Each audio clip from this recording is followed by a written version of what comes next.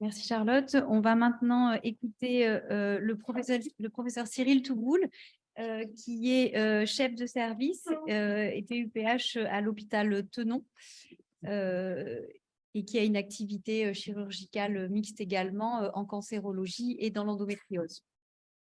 Il va nous parler de la prise en charge chirurgicale mini-invasive des cancers de l'ovaire, au stade précoce. Eh bien, merci beaucoup pour cette invitation, professeur Richman, l'Académie, Elodie, merci beaucoup. J'essaie juste de partager parce que… Oui, je vais sur Zoom, je voulais être sûr que c'était bien ouvert. Zoom. Il faut que je me mette en plein écran, je pense. Ouais.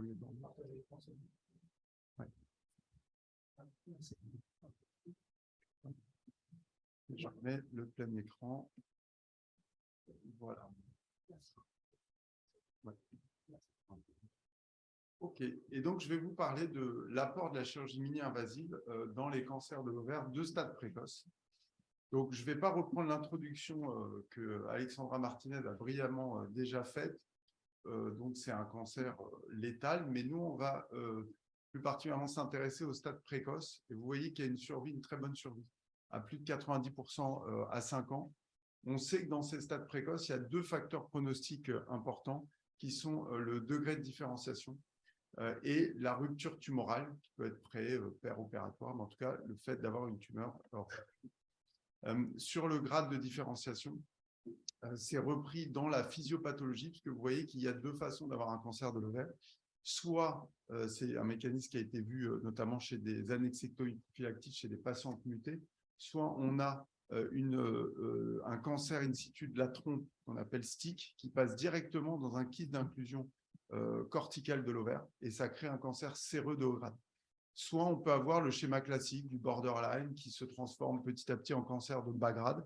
Alors ceux-là sont de bons pronostics, puisque quand on les enlève, généralement, il n'y a même pas besoin forcément de traitement adjuvant.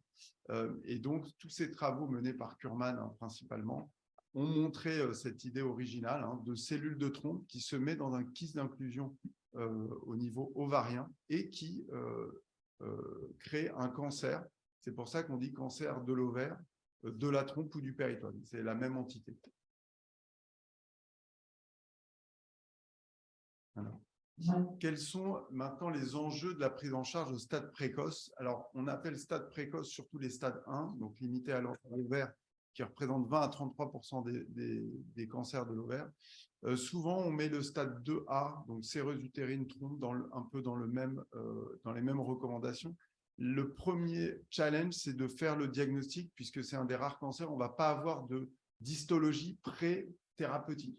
Et donc, l'IRM va beaucoup nous aider avec le score ORADS qui a été publié et développé en France par le professeur Thomasin et donc maintenant imposé au même titre que le score BI-RADS de l'ACR pour le sein.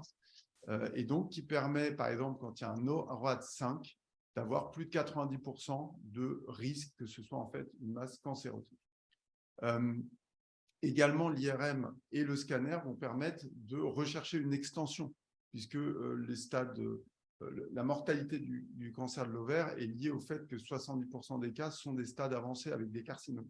Donc, on va vraiment traquer cette carcinose, ces adénopathies.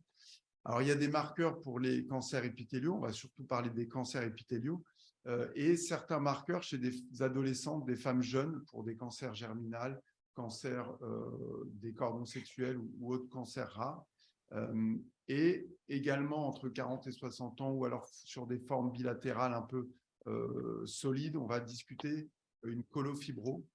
On fait systématiquement une mammo-écho pour rechercher également des cancers associés au niveau mammaire ou des formes secondaires parce que 10% des cancers de l'ovaire sont en réalité des métastases d'autres cancers, surtout digestifs. Ça peut être mammaire ou autre. Alors, du coup, on va parler de la voie mini-invasive, mais donc, quelle voie d'abord s'offre à nous? Soit on fait une laparotomie, donc surtout les volumineuses masses, on n'a pas vraiment le choix, soit on peut faire célioscopie ou robot, et je voulais revenir sur un peu d'histoire de la chirurgie, avec la création de l'Académie royale de chirurgie en 1731, l'apparition de la laparotomie médiane puis Pfannenstiel, première hystérectomie vaginale en 1829, Joseph Récanier, Et puis ensuite, Raoul Palmer, en 1940, qui a introduit la cœlioscopie, qu'il utilisait surtout dans la chirurgie de l'infertilité, en France. Puis, le développement de la voie rétropéritonéale. Et là, on a Daniel Dargent, qui était également français en 1987, première publication. Puis, Denis Carleux, son disciple, et Childer aux États-Unis. Mais donc, en France, on a quand même eu une grande tradition de développement chirurgical et notamment des voies mini-invasives. Ensuite, sont venues se greffer les techniques robotiques. Et vous voyez le premier robot, le Puma 260 en 1985, puis ESOP, que j'ai connu, moi, dans mon premier semestre d'internat à l'hôpital Béclair, avec le professeur Franco à l'époque. ESOP est né en 93, avant d'avoir l'ère moderne de nos robots que vous avez vus, Da Vinci. Alors maintenant, il y a un Medtronic qui va être implanté à la PHP. Mais donc, il y a un peu de concurrence qui commence à s'installer. Donc, après cette petite perspective historique, quel est l'apport de la voie mini-invasive? Quand est-ce qu'on peut faire une voie mini-invasive? Déjà, sur la tumeur primitive, sur l'ovaire, la prise en charge d'une masse ovarienne suspecte nécessite d'avoir une histologie. Donc, le premier temps, ça va être de vérifier qu'il n'y a pas de carcinose, donc faire une exploration cœlioscopique. Professeur Martinez, vous avez montré que l'exploration cœlioscopique, c'était une recommandation et même un outil très important dans le cancer de l'ovaire. Une fois qu'on voit qu'il n'y a pas de carcinose, il y a deux situations en gros. Soit c'est une lésion très volumineuse, solide, et là, on n'a pas le choix, il faut faire une laparotomie à gauche. Soit c'est une petite lésion accessible à une voie mini-invasive, et pour être accessible à une voie mini-invasive, il faut s'assurer de l'absence de rupture tumorale. Donc, on le met dans un sac étanche, des endobags, et on va le mettre sur un orifice de trocar qui peut être élargi en mini-laparotomie. Et on va pouvoir, souvent quand c'est liquidien, aspirer le contenu liquidien et puis sortir la masse de manière totalement fiable et non dangereuse pour la survie. Donc, le but étant d'éviter les carcinoses. Si évidemment on voit une carcinose, eh bien dans ce cas-là, on change de stratégie. Pour l'exploration péritonéale et tous les gestes péritonéaux, il est recommandé de faire une exploration, une cytologie, des biopsies péritonéales, l'hystérectomie, annexectomie, l'appendicectomie et l'omentectomie. Je vous ai mis la justification à droite de tous ces gestes. En gros, à chaque fois, c'est des risques entre 3 et 11% de métastases pour l'omentectomie, 0 à 26% de métastases appendiculaires. Alors surtout évidemment dans les types mucineux. 20 à 27% de cytologie péritonéale et 1 à 16% de métastases occultes péritonéales. Donc, tous ces gestes sont justifiés par des taux d'atteinte qui vont surstadifier les patientes. Donc là, je vous ai mis des exemples de cœlioscopie qu'on peut avoir avec des carcinoses et méfiance parce que vous voyez, on ne fait pas de robot explorateur et de biopsie sous robot habituellement, mais vous voyez, là, c'est une patiente qui devait avoir une voie mini-invasive, mais devant la découverte d'une carcinose, on fait plutôt une biopsie péritonéale et on va rediscuter de la stratégie en fonction de la résicabilité, etc. Donc, la cœlioscopie a été recommandée en grade A pour l'exploration, en tout cas péritonéale. L'importance de l'atout de la chirurgie mini-invasive, c'est qu'on peut tout à fait faire une résection d'une masse accessible avec le sac en évitant la dispersion péritonéale et faire une prise en charge en 2 temps, puisque la prise en charge telle que je vous l'ai citée avec l'hystérectomie, l'annexectomie, l'omentectomie, ça prend plusieurs heures. Donc, on a le temps d'avoir l'histologie définitive et de prendre des décisions sur une histologie définitive. Les recommandations ne sont pas prononcées sur le fait de plutôt faire en 1 ou en 2 temps. Mais en tout cas, en termes d'organisation et d'information pour les patients, la voie mini-invasive permet de faire en 2 temps. À titre personnel, quand je dois faire une laparotomie, je vais plutôt faire une chirurgie en 1 temps avec un examen extemporané. On pourra éventuellement discuter de ce point après, si vous voulez. Alors, maintenant, la voie mini-invasive se perfectionne et vous voyez sur d'autres gestes qui font partie de cette sadification, on a pu montrer dans cette étude sur plus de 30 hystérectomies en ambulatoire qu'en diminuant la taille des trocars et en diminuant la pression péritonéale, eh bien, on pouvait, pour obtenir la même douleur, diminuer les consommations d'opioïdes et favoriser du coup la chirurgie ambulatoire. Donc, ça s'appelle la low impact laparoscopie, donc ce concept de célioscopie à faible impact avec des faibles pressions péritonéales et du coup des faibles cicatrices.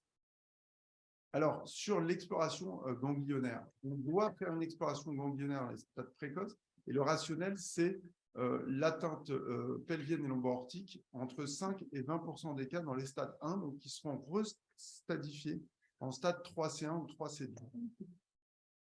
J'aime bien montrer cette étude un peu historique de Honda qui montrait la distribution, tout stade confondu, de l'atteinte ganglionnaire. Et vous voyez qu'on a 80% d'atteinte surrénale, mais on a aussi 80% d'atteinte pelvienne. Donc en fait, c'est ubiquitaire l'atteinte ganglionnaire dans le cancer de l'ovaire. Stade avancé, 50 à 80%. Stade précoce, on voit, on retrouve ce chiffre aussi de 20% d'atteinte. Donc, pourquoi est-ce qu'il faut faire des curages dans les stades précoces? Eh bien, il y a cette méta-analyse de 2020 qui montre que alors, il n'y a pas énormément d'études qui se sont vraiment intéressées spécifiquement au stade 1, au stade précoce, mais vous voyez qu'il y a un gain de survie quand on prend l'ensemble des études dans cette méta-analyse. Donc, pour l'instant, bien que les curages soient remis en question dans les stades avancés, eh bien, dans les stades précoces, on continue à faire cette stadification ganglionnaire. Et dans ce cas-là, quand on a une ouverture pour sortir une masse volumineuse, on va faire toute la stadification par voie laparotomique. Mais on peut faire aussi ça par voie célioscopique ou robot. Alors, je vous montre à gauche une célioscopie, à droite du robot. Là, c'est des abords rétropéritonéaux, tels que l'ont décrit Daniel Dargent et Denis Kerleux. Et ça, c'est la mise en place des trocars, donc par lombotomie. En fait, c'est par voie sur le flanc gauche. C'est les mêmes voies d'abord qu'en urologie. Et donc, on va placer ces trocars sous contrôle de la vue. Et ça nous permet, alors je voulais juste vous montrer une fois tout installé. Alors, pour la petite histoire, c'est une patiente qui a été opérée en ambulatoire, donc c'est une présentation que j'avais fait en congrès pour montrer la faisabilité. Bon, généralement, ces patientes elles sortent plutôt à J1, J2. Là, c'était un petit peu pour… Mais c'est tout à fait possible, en fonction des gestes qu'on fait, de vraiment diminuer la morbidité et les durées d'hospitalisation. Je vais vous le montrer par la suite. Donc, en fait, on va aborder… alors, ça, c'est les mêmes films que vous a montré Thomas pour le cancer du col, puisque c'est des voies rétropéritonéales avec le psoas et les vaisseaux. L'intérêt, c'était de vous montrer un petit peu le parallèle entre les voies célioscopiques, les voies robotiques. L'avantage de la voie robotique, c'est cette immersion en 3D. C'est qu'on voit en binoculaire une vision 3D et on est assis confortablement. Je dirais que pour l'instant, on sait qu'on a un bénéfice chirurgien. Le bénéfice patient n'est pas encore vraiment démontré en gynécologie, je dirais en général. Donc, vous voyez la différence d'installation entre les deux. Là, on a vraiment une célioscopie avec des micro-trocars de 3 mm et 2 trocars de 5 mm. Donc, c'est vraiment une diminution des tailles d'incision. Mais après, pour ce qui est du geste, on fait exactement la même chose. On va retirer ces ganglions le long de l'aorte que vous voyez ici avec la veine mésentérique inférieure et les vaisseaux rénaux qui sont au-dessus. Donc, ces techniques rétropéritonéales ont été développées en France par Daniel Dargent et puis par Denis Kerleux. Vous voyez, donc moi, j'ai eu la chance d'aller me former chez Denis Kerleux à faire ces curages quand j'étais interne. J'avais passé 6 mois chez vous à Toulouse. Et voilà, c'était une très belle expérience. À l'époque, c'est lui qui faisait des retransmissions aux États-Unis pour leur montrer comment on faisait les curages rétropéritonéaux. Alors, évidemment, on peut faire exactement la même chose par voie intrapéritonéale. Là, je vous ai mis un film d'une patiente qui faisait 125 kg, BMI 44, pour vous montrer, ça c'est mon point de vue, je pense que l'apport du robot, alors on fait une tente péritonéale, vous voyez, on suspend un petit peu le mésentère avec les anses digestives pour pouvoir accéder aux ganglions. Et là, on utilise un optique 30 degrés qui permet de voir vraiment vers le bas les aires ganglionnaires. Donc, vous voyez, on devine un petit peu le panicule. C'est des chirurgies qui peuvent être difficiles chez ces patientes obèses. C'est des chirurgies longues. Chez cette patiente-là, ça a dû durer 6 heures, toute la statification. Chez des patients plus abordables, on va dire, on peut descendre ces temps opératoires à 4 heures.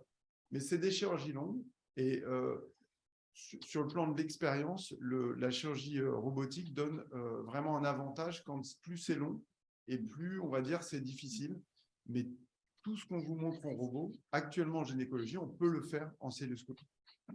Donc là, vous voyez un exemple de curage interaorticocave entre la veine cave que vous voyez sur la gauche de l'écran et puis l'aorte sur la droite. Alors maintenant, qu'en est-il des données scientifiques? Cette étude qui est sortie en 2017 sur un score de propension. Donc, le score de propension, c'est quand on essaye de faire avec des données rétrospectives, de mimer un essai randomisé. On va donc sélectionner les patientes en fonction de leurs caractéristiques pour les appareils. Sur plus de 4700 patientes entre 2010 et 2012, cette étude a comparé en appareillant 1000 célioscopies et 1000 laparotomies et a montré qu'il n'y avait, contrairement à tout à l'heure, ici, pas de différence de survie. Donc, non-infériorité de la voie mini-invasive. On a cette méta-analyse de 2022, 37 études, plus de 8000 patients, 3 voies d'abord. Vous voyez qu'il y a beaucoup de données cellio versus laparotomie.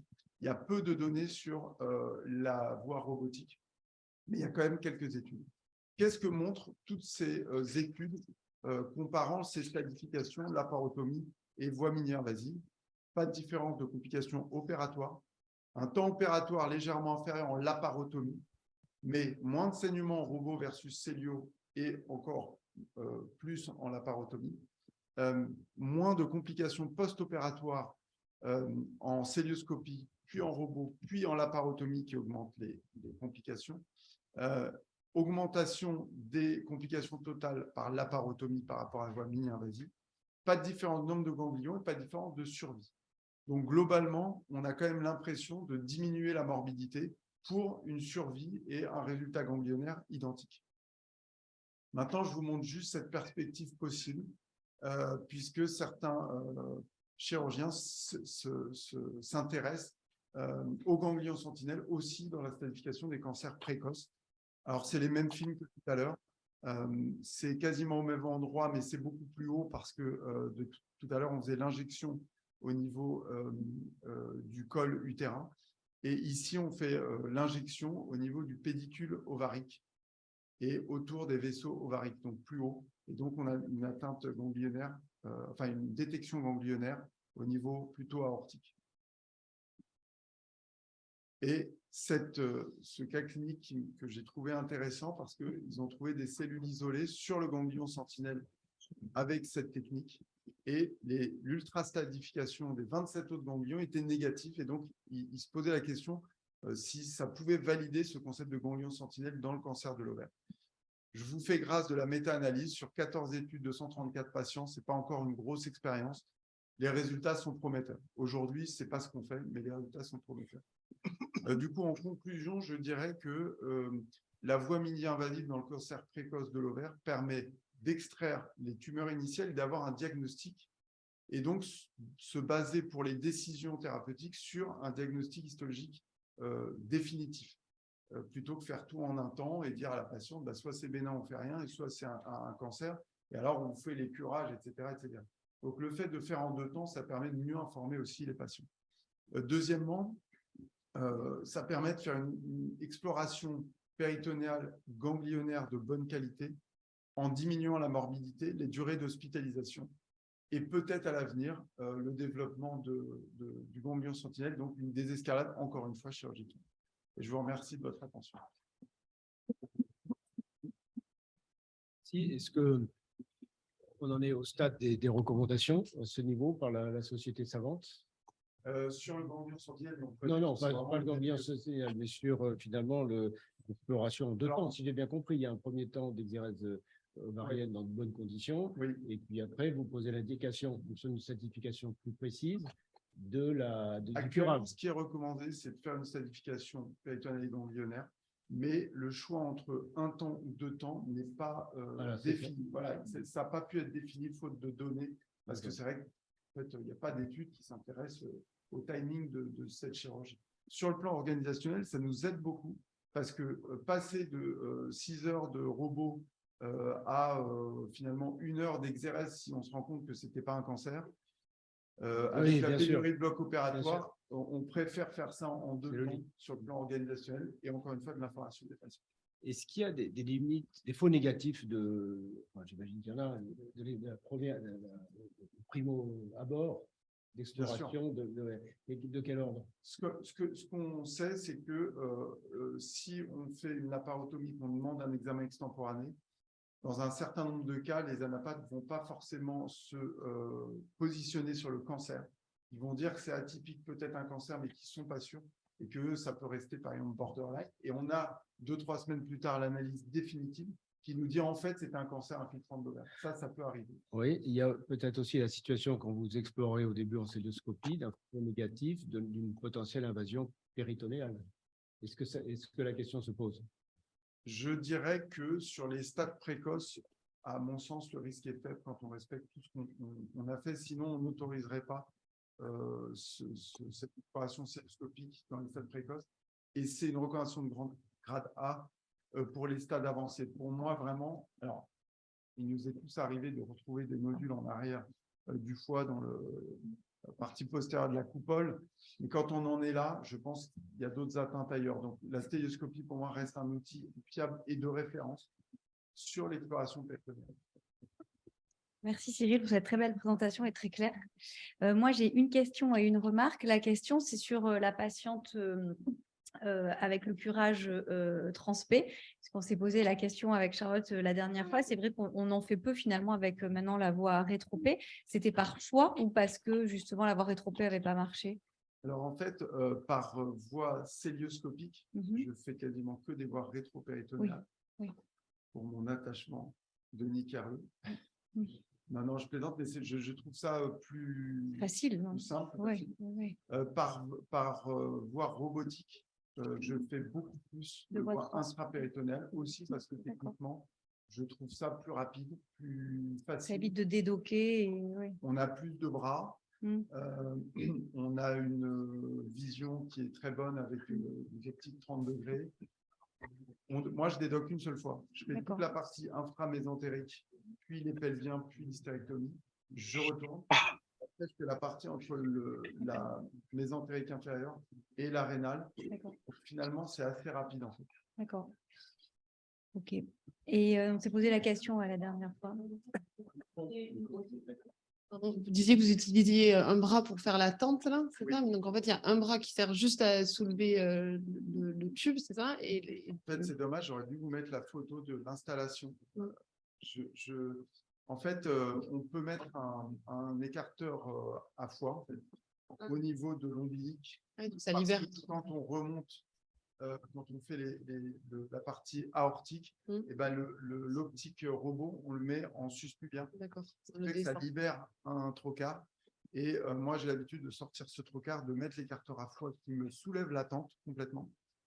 Et puis, en fait, du coup, on se libère 3 bras juste pour l'opérateur et un bras en plus pour l'aide. Donc, en fait, il y a beaucoup de choses possibles. Je ne vous ai pas dit aussi, mais j'utilise beaucoup l'aspiration robot pour exposer et aspirer en continu. On est preneur du coup de la photo de l'installation. Et après, la remarque, c'est effectivement... C'est assez difficile de se dire que, dans le caractère régressif de la chirurgie, c'est vrai qu'on dit que le ganglion sentinelle pourra vraiment être fait un jour, j'espère, mais jusqu'à quel stade? Nous, en anatomie, à Toulouse, on essaie avec le module de recirculation sur cadavre d'injecter les ovaires et de vraiment étudier cette circulation lymphatique, et ce, depuis plusieurs années. Et vraiment, on s'est heurté en premier lieu au fait que sur le cadavre, il n'y ait pas de circulation vraie. Donc, le module circulant SimLife nous aide beaucoup. Mais c'est vrai que même au stade physiologique, en fait, il n'y a pas de vrai drainage homolatéral.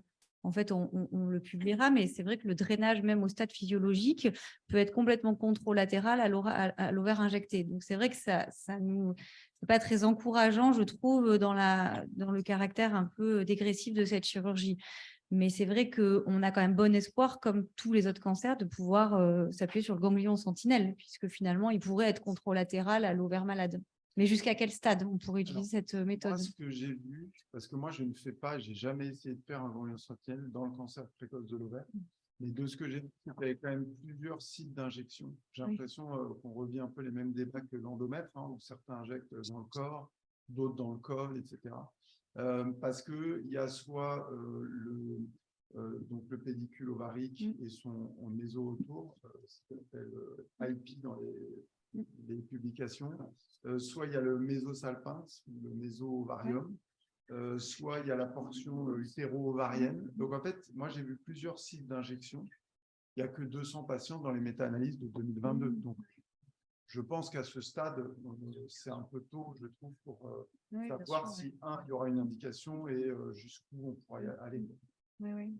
Non, mais c'est une question, effectivement. Après, pour faire écho au stade avancé, ce qui est très perturbant, c'est que dans les stades avancés, l'équipe allemande a montré qu'il n'y avait pas de bénéfice de survie en chirurgie initiale en cas de résection complète chez des patients chez qui on faisait des curages complets versus pas de curage, alors qu'il y a 50 à 80% d'atteinte. Donc, c'est vrai que chez les patients en carcinose.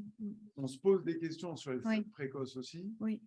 Est-ce que vraiment il y aura cet impact de survie des curages versus pas de curage? Voilà, la question restera quand même ouverte.